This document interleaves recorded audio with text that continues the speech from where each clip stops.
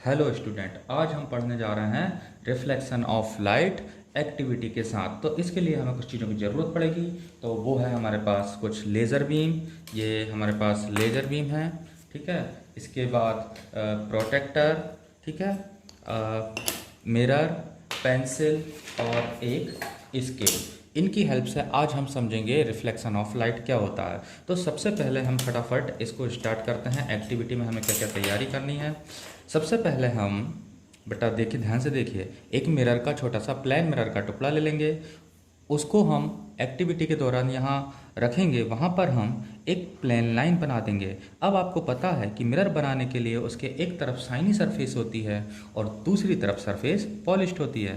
तो polished surface को symbolic रूप से हम यहाँ पे ऐसे रफ बना देते हैं। अब हम जिस डायरेक्शन से रे को हम इंसिडेंस कराएंगे, जिस डायरेक्शन से बेटा हम रे को इंसिडेंस कराएंगे, वहाँ ऑलरेडी हम एक लाइन बना लेंगे जिसे हम इंसिडेंस रे बोलेंगे। तो देखिए, हम एक लाइन ऑलरेडी स्केल की हेल्प से यहाँ बना लेते हैं। ये हमारी होगी इंसिडेंस रे।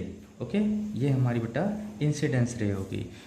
इंसिडेंस रे जिस डायरेक्शन से आ रही है मिरर की तरफ, तो हम वहाँ एक एरो लगा देंगे जो कि डायरेक्शन को सिंबल करेगा। इसे यहाँ पर पहले ही आप एक नाम दे सकते हैं ताकि लिखने में आसानी हो जाएगी। That is P Q. Okay, that is very common and simple name. Now अब हम हमारे मिरर को सिचुएटेड करेंगे। उसके लिए हम समझते हैं। तो अब हम यहाँ पर इस मिरर को टेप की हेल्प से एक कॉपी के पीछे चिपका देते हैं। ओके बेटा, क्या है। अब हम फिर से लेज़र बीम को इस पर इंसिडेंस कराते हैं, देखते हैं किस डायरेक्शन में जा रही है।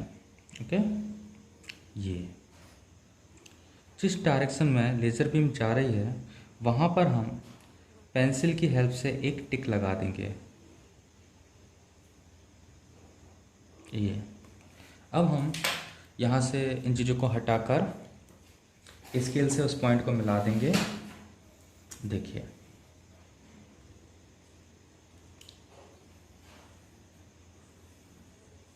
ये हमारी जो रे है वो इस डायरेक्शन में बाउंस कर रही थी, बैक एंड बाउंस। ओके, यहाँ समझते हैं कि पूरी एक्टिविटी के दौरान हुआ क्या है। ओके, देखिए यहाँ समझिए, एक लाइट बीम, ठीक है, किसी स्मूथ एंड शाइनी सरफेस पे इंसिडेंस होती है कुछ लॉ के अकॉर्डिंग वो। ओके, कुछ लॉ के अकॉर्डिंग बैक एंड बाउंस हो जाती है, बैक एंड बाउंस हो जाती है। आपको पता है इसी फिनोमिना को रिफ्लेक्शन ऑफ लाइट कहते हैं। अब जो आपने किया है यहाँ आप लिख लेंगे, when when a light ray, when a light ray incidence, when a light ray incidence on a polished, क्योंकि ये मिरर पीछे से पॉलिश्ड था, तो polished and shiny surface, polished and shiny surface, it bounce, it bounce and back, it bounce and back। Okay, ये bounce and back हो रही है बाय सम लॉ। ये लाइन को समझना है हमें, by some laws. This phenomena is called, this phenomenon is called reflection of light, reflection of light। यहाँ इतना हम लिख सकते हैं यहाँ पे। अब यहाँ बहुत अच्छे से चीज़ों को समझने के लिए हम कुछ साइंटिफिक नोटेशन होते हैं उन्हें बनाएंगे। सबसे पहले हम जिस पॉइंट पर ये रे इंसिडेंस हो रही है उसे इंसिडेंस पॉइंट बोलेंगे। उस पॉइंट पे एक 90 डिग्री बनाएंगे with help of protractor. Okay, ये हमारा हो गया 90 डिग्री। ओके, यहाँ इसे इस तरीके से मिला दीजिए। इसको हम नॉर्मल बोलेंगे। जो रे इंसिडेंस हो रही थी उसे आपने नाम दिया था पी क्यू, जो रे रिफ्लेक्टेड हो रही है उसे नाम दे दीजिए क्यू आर, और जिस नॉर्मल को आपने बनाया है उसे बोल दीजिए आप एस। अब आप यहाँ देख सकते हैं कि इंसिडेंस रे और नॉर्मल के बीच में एक एंगल फॉर्म हो रहा है। आपको पता है इस एंगल को एंगल ऑफ इंसिडेंस बोलते हैं, which is denoted by small I.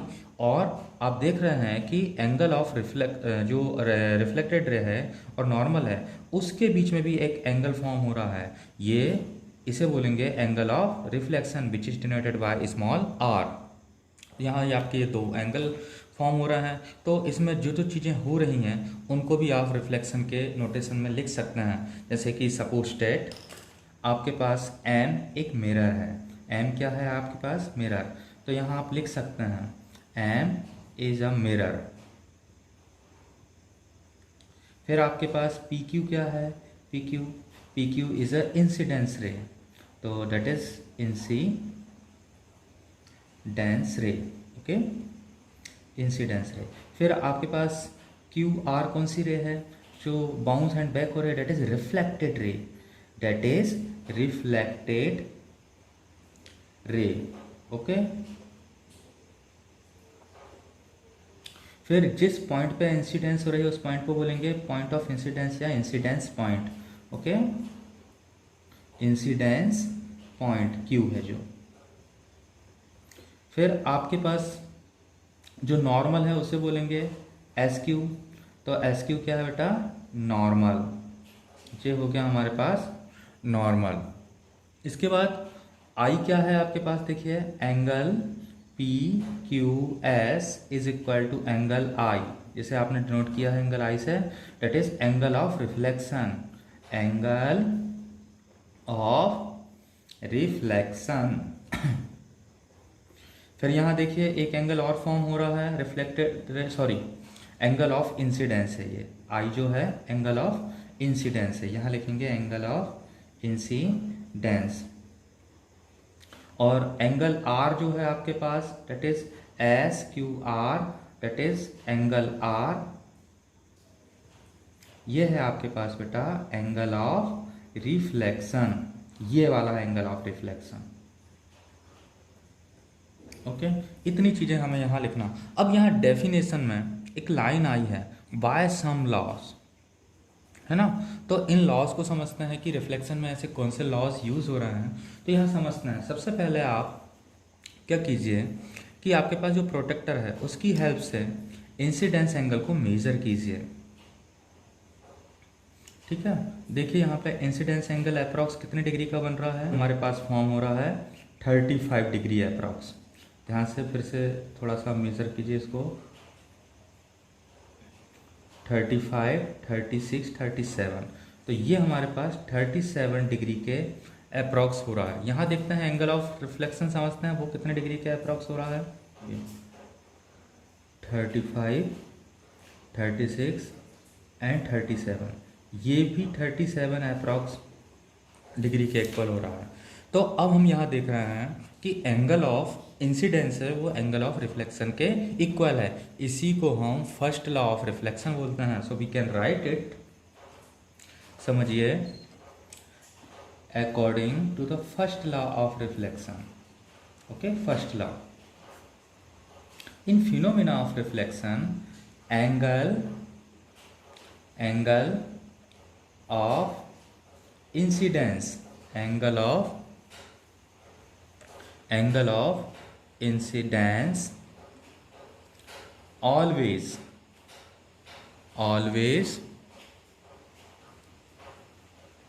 equal to the angle of reflection, ये हमें लिख देना है फर्स्ट लॉ में, एंगल ऑफ रिफ्लेक्शन, ओके समझ में आया आपको first law angle of reflection. इसके बाद इसका मीनिंग ये हुआ कि angle I always equal to the angle R, ठीक है। इसी में हम सेकेंड लॉ ऑफ रिफ्लेक्शन क्या लिख सकते हैं, सेकेंड लॉ, देखिए सेकेंड लॉ। अब यहाँ समझने वाली बात है, पूरी चीज़ें एक्टिविटीज है, ये इंसिडेंस रे, ये रिफ्लेक्टेड रे और ये नॉर्मल, ये इसी कागज़ पर है, बाहर तो नहीं निकल रहा ना कागज़ से। एक बार और समझते हैं। देखो ये कागज़ के बाहर नहीं है, सिर्फ कागज़ पर है। देखिए एक ही प्लेन में आ रहा है। ओके, ये यहाँ से रिफ्लेक्ट हो रही है, ये जा रही है। ओके, तो ये जो रिफ्लेक्शन का जो फिनोमिना हो रहा है, यहाँ समझिए सारी चीज़ें एक ही प्लेन में है, इसी को लिखना है। The second law of reflection, incidence रे, इंसिडेंस रे comma reflected ray, reflected ray and ये क्या है, normal, normal lie in a same plane, lie in a same plane। ये है हमारा reflection of sorry second law of reflection. Okay students, तो अब मेरी आपसे एक छोटी सी रिक्वेस्ट है, इन प्रैक्टिकल वीडियोस को प्लीज़ शेयर जरूर करें ताकि ये कुछ ऐसे स्टूडेंट्स तक भी पहुंच जाए जो कोई कोचिंग और स्कूल में इन्हें नहीं कर पाते। इस चैनल को लाइक और सब्सक्राइब जरूर करें और कमेंट करना ना भूलें कि आपको ये इन्फॉर्मेशन वाली वीडियो कैसी लगी। Bye bye.